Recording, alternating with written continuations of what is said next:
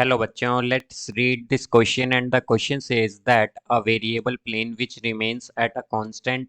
distance 4p from the origin and cuts axis at a, b and c show that the centroid of the tetrahedron OABC lies on 1 by x square plus 1 by y square plus 1 by z square is equal to 1 by p square। तो आइए अब इस question को यहाँ पर हम solve कर लेते हैं। इस क्वेश्चन में हमसे कहा गया है कि हमारे पास एक वेरिएबल प्लेन है जो कि एक कांस्टेंट डिस्टेंस 4p पर है, ओरिजिन से जो कि कट करता है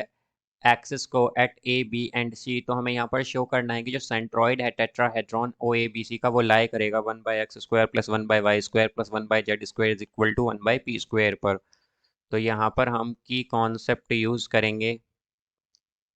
concept that equation of plane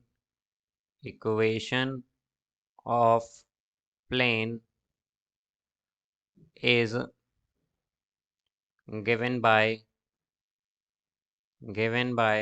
x by a plus y by b plus z by c is equal to 1।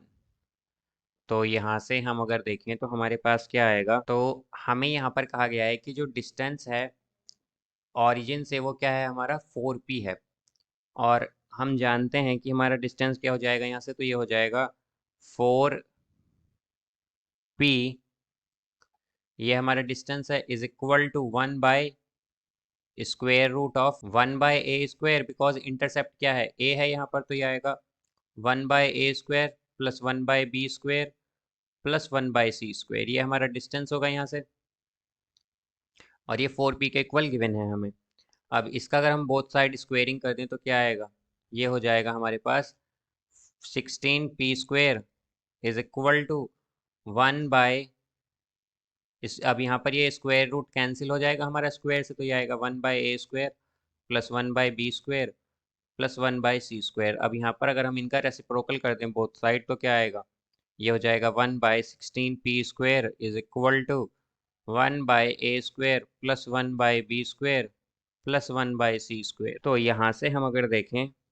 तो हमसे क्या कहा गया है कि प्लेन जो है वो कट करता है एक्सिस को at a b and c, a b c पर कट करता है। तो हमारा ए क्या होगा यहाँ से, जैसे कि हम जानते हैं कि ए होगा यहाँ पर ए कॉमा जीरो, देन बी होगा हमारे पास 0 बी कॉमा जीरो एंड सी होगा हमारे पास 0 सी, ये आएगा यहाँ पर। तो यहाँ से अगर हम देखें तो हमारे पास टेट्राहेड्रॉन के लिए अगर हम मान लेते हैं कि हमारे पास लेट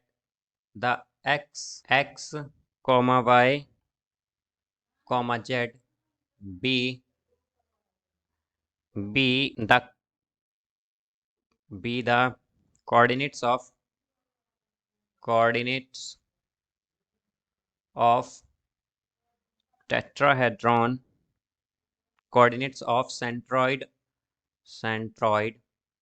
of tetrahedron। तो हमारे पास क्या होगा देन, हमारे पास यहाँ से अगर हम देखें तो हमारे पास एक्स वाई जेड क्या है, ये कोऑर्डिनेट्स हैं सेंट्रॉइड ऑफ टेट्राहेड्रॉन के। तो हमारे पास आ जाएगा यहाँ से इस कंडीशन में, अगर हम ए बी सी के पॉइंट लेकर देखें तो हमारे पास क्या होगा, एक्स जो है एक्स आएगा यहाँ पर a बाई 4, बिकॉज क्या होता है टेट्राहेड्रॉन का सेंट्रॉइड का एक्स एक्सिस क्या आता है कि x1 x2 plus x3 plus x4 by 4। ठीक इसी तरह y क्या होता है y1 plus y2 plus y3 plus y4 by 4, और इसी तरह z आता है, तो यहाँ से हमारे पास y क्या होगा, y होगा यहाँ से b बाई 4 और z होगा यहाँ से c बाई 4। तो अगर हम देखें कि हमारे पास ये जो है ये डिस्टेंस है बेसिकली हमारे पास, और a अगर हम यहाँ से फाइंड करें, a क्या आएगा, इस यहाँ से a आ जाएगा 4x, y आएगा 4, बी आएगा 4y, बी आएगा 4y और सी आएगा 4z। तो यहाँ से ये हमारी ए बी सी की वैल्यू आ गई है, तो इसे हम इस डिस्टेंस की इक्वेशन में पुट कर सकते हैं। तो क्या आएगा 1 by 16p square is equal to 1 by, ये है यहाँ पर ए स्क्वायर, तो ए स्क्वायर की जगह क्या आएगा 4x का स्क्वायर यानी कि 16x स्क्वायर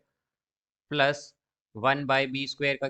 यहाँ पर 1/b² है, तो b² क्या होगा 16y² प्लस 1/c² है, तो c है हमारा यहाँ पर 4z, तो 4z का स्क्वायर होगा यहाँ पर 16z²। तो यहाँ पर हम 16 बोथ साइड कॉमन लेके कैंसिल कर सकते हैं, तो ये हो जाएगा 1/p² is equal to 1/x² plus 1/y² plus 1/z²। या फिर हम कह सकते हैं कि हमारे पास हो जाएगा यहाँ से 1/x² plus 1/y² plus 1/z² is equal to 1/p²। और यहाँ से हम अगर देखें तो ये हमारी क्या है, यही हमें यहाँ पर प्रूव करना था। तो हम क्या कह सकते हैं, हैंस proved, hence proved.